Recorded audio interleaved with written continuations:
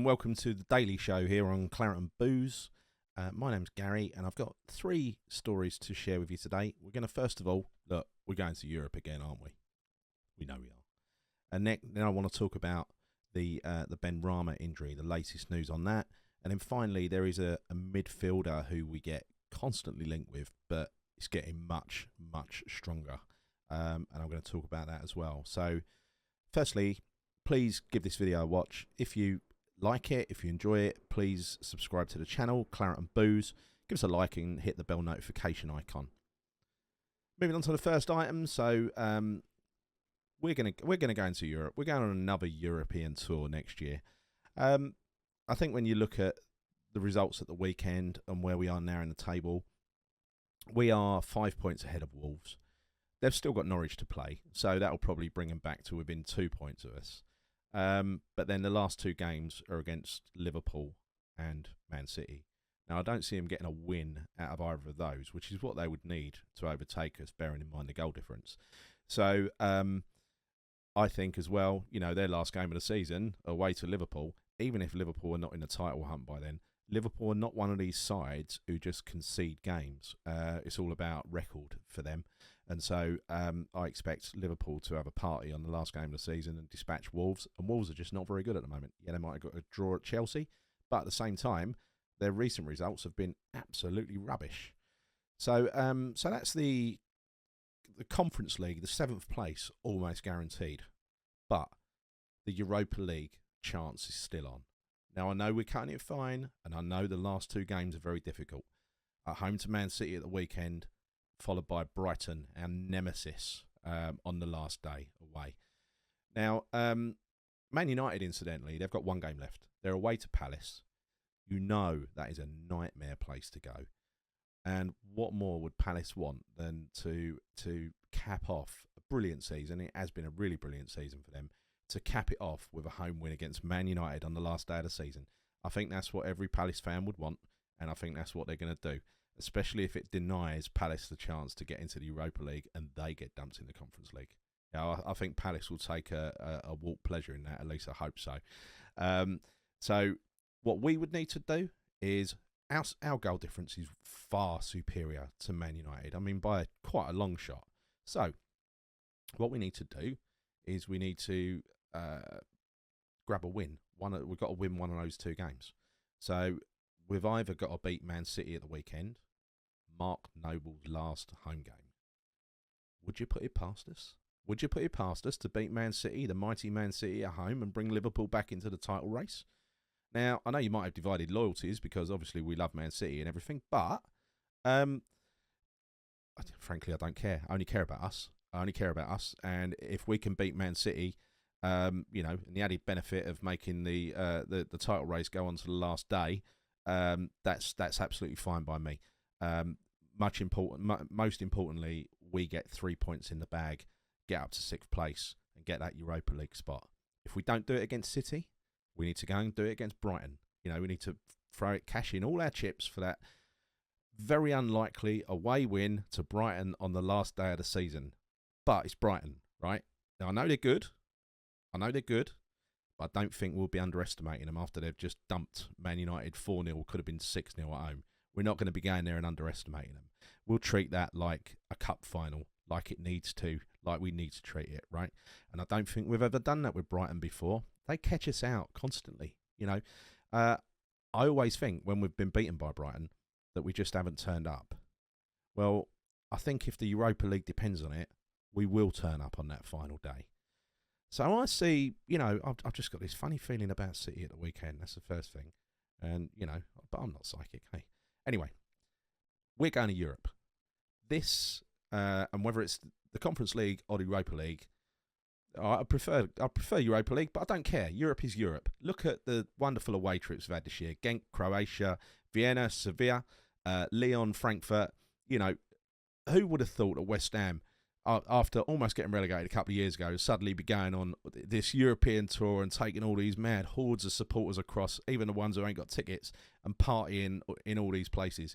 And we've had a lovely time. I know there was some trouble early doors, but I think we kind of got that out of our system and largely behaved ourselves, and people enjoyed having us there. in the end. So I think that was, it's important. And we want more of that. We want the opportunity to follow our team around Europe. And frankly, I don't care if we're playing the third place finish team in the groups of the Conference League. Later on in the Conference League, that turns into a serious competition. Leicester have just played PSV Eindhoven and then Roma. And there are some, because of the flow down from Champions League to Europa League to Conference League, it ends up being a very serious competition.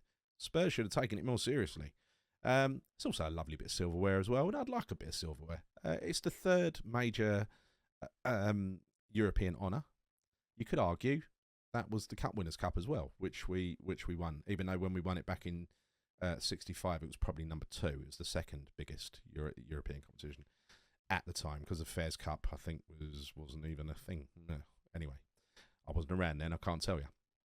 But anyway, look, embrace the Conference League. If that's all we get, embrace it, because it all adds into the the UEFA coefficient. You need to collect points for playing European games, otherwise you end up unseeded like we did this time.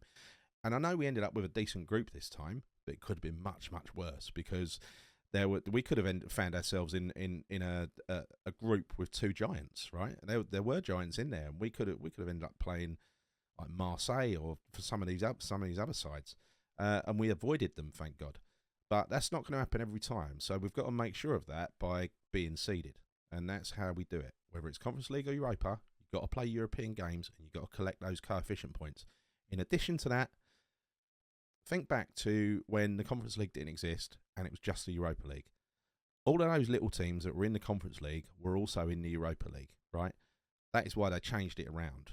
And that allowed sides like Spurs to basically blood some of their youngsters in the early rounds of the Europa League. Now, that's how Harry Kane became a thing, right? Before then, Harry Kane wasn't a thing. He'd been out on loan a few times, hadn't set the world alight. Suddenly, he gets some European experience under his belt. He turns into a great striker. Anyway, look, I'm not saying it's going to happen with us, but maybe if we've got 1 or 2 talents who are head and shoulders above the rest, it'd be a perfect time to bed them in and see if they can sink or swim. Second story, Benrahma, the injury latest. So, look, Benrahma had a fantastic game at the weekend, didn't he, against Norwich? Scored 2 goals, could have had a third. And in trying to score that third, he was almost clean through, but Sam Byron came in and nicked the ball away from him, leading to him kicking the pitch. He looked like he damaged his ankle. By the way, I really enjoyed what I saw of Benrahma. I thought having no Souček in the side really paid a dividend to us. Having all ball playing midfielders made us less prone to, hoof it in for the big man, because it wasn't a big man to aim for. And I don't think Souček has had a very good season either. So for me, it was a breath of fresh air, a bit of an experiment, if you like. But I think it worked. And again, I'm not getting carried away. I know that was Norwich, and next week is Man City, so it could be a completely different ball game. There's no way Benrahma's getting that space against Man City. But having said that, you never know. If you've got all those players who are good with the ball at their feet, can think quickly, can find a pass, and can find some space, you never know what can happen. I know Man City have got 3 of their defenders missing. They're key defenders, including Kyle Walker and 2 others. So you never know. But anyway, I'm going wildly off topic here. Back to the injury. Benrahma came off the pitch on crutches. And David Moyes, after the game, said that he doesn't think it's too bad. Now, there is the key clue. If you're looking for a clue, there is the clue. Because when Diop injured his ankle a few weeks ago, and when Zuma got injured a few weeks further ago than that, David Moyes declared radio silence. He would not give an update. So the fact that he's given an update and said, we don't expect it to be that bad, that's an update he doesn't usually give when things are expected to be bad, right? So, bit of reverse psychology, I suppose, trying to read between the lines, but I would expect Benrahma to make a full recovery and be ready for next weekend. It's not like somebody tackled him and he went over on his ankle. He literally kicked the ground, right? So painful, but not like happened to Zuma or like happened to Diop a little while ago. So, That's Benrahma. Let's talking about staying on midfielders. There's a midfielder we are being constantly linked with, and now the link is getting ever stronger, and that is none other than Calvin Phillips. And there's a reason for that, right? Leeds look like they're in trouble. They've got a couple of games to go. They've just slipped into the bottom three. Everton have picked up at the crucial time. Burnley have got a few results as well. Looking at Leeds' remaining games, I see probably Burnley getting a couple of points. I see Everton getting a couple of points. I don't see Leeds getting any points. I think Leeds are going down. There's a 25 million release clause on Calvin Phillips' head, which is bad news for Leeds, but great news for teams who want to buy him. Now, I think Calvin, it's same. I think they'll lose Rafinha as well. There'll be a bidding war for Calvin Phillips. But why would Calvin Phillips go anywhere else when he can play alongside his England partner ahead of the World Cup later in the year? He's going to be guaranteed a start at West Ham. He'll be one of the starting 11. It probably would signal the end for Souček, because Souček's no way he's going to sit on the bench. But then Souček's contract situation is up in the air anyway. West Ham decided not to offer him a new contract and wait until the summer, which apparently made him a little bit fed up. And his agent has clearly been touting him around to Souček to places like Dortmund. I think there's even a story in the paper that he might go to Spurs for 40 million. So anyway, look, to me, this opens up the door for an upgrade on Souček. And going back to what I said earlier about Benrahma and the ball-playing midfielders, Phillips is in that mould. He would be, as we see for England, the perfect foil for Declan Rice. One goes forward, one stays back, one goes forward, one stays back. They are perfect for each other. They know each other inside out.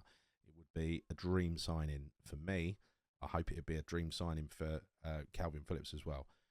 Come to West Ham, have a European campaign, feel some joy after disappointment of the Leeds relegation, and he will take that personally, because he is he's Leeds through and through.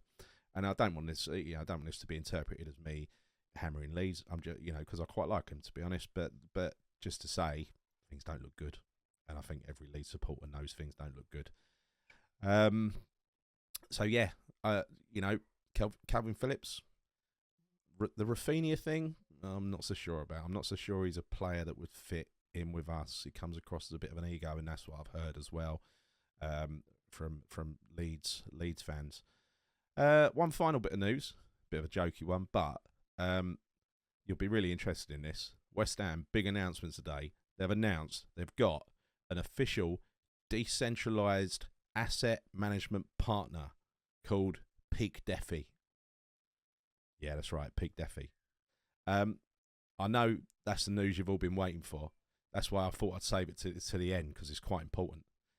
What do they announce these things? What's it going to be, another badge on the shirt or something like that? Does Peak Defi, does he play up front? Is he a striker? Who knows? Anyway, that's it from me. That's the daily show. If you enjoyed this video, please can you subscribe to our channel on Claret and Booze on YouTube. Give us a like and click the bell notification icon. Please also leave your comments on any of these stories or anything else you want to discuss. Always read your feedback. We respond to 99% of comments. It's only the trolls we ignore. But other than that, John will be back with tomorrow's daily show. Nick will be doing Thursday. Until then, see you soon, and come on, you irons.